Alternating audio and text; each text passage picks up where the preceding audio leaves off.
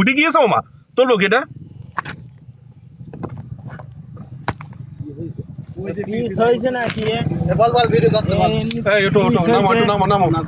তুলবা আমরা তো আমাদের কবে করেছে রাস্তা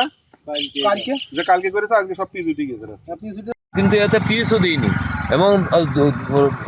সলিংয়ের ওপরে যে খোয়ার ওপরে যে পিস দেওয়া হয় সে পিসটাও দেওয়া হয়নি এবং চলটা উঠে যাচ্ছে এই দেখেন তোলেন এইটা তোলেন ওই দেখেন দেখেছেন কিভাবে উঠে যাচ্ছে পিসের রাস্তা এইভাবে হাত দিয়ে যদি এইভাবে তুলে দেয় একদম ভুয়া কাজ এটা কোনো পিসই নেই কবে করেছে রাস্তাটা তো মনে হচ্ছে যে গতকালকে করে গেছে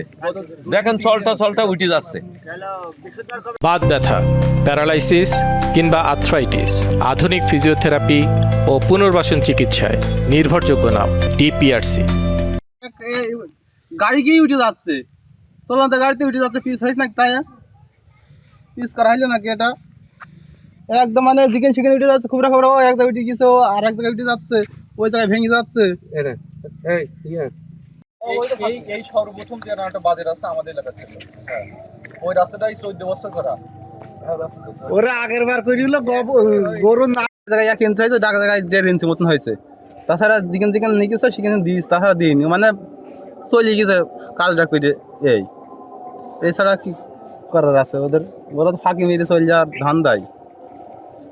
আপনার গয়েশপুর আপনার 1 নম্বর ওয়ার্ড থেকে ধোবাখালীর যে মাঠের যে রাস্তা এই 3 কিলোমিটার রাস্তা ওরা বাজেট নিয়ে আসছে তা ওদেরকে আমরা এর আগে সতর্ক করেছি যে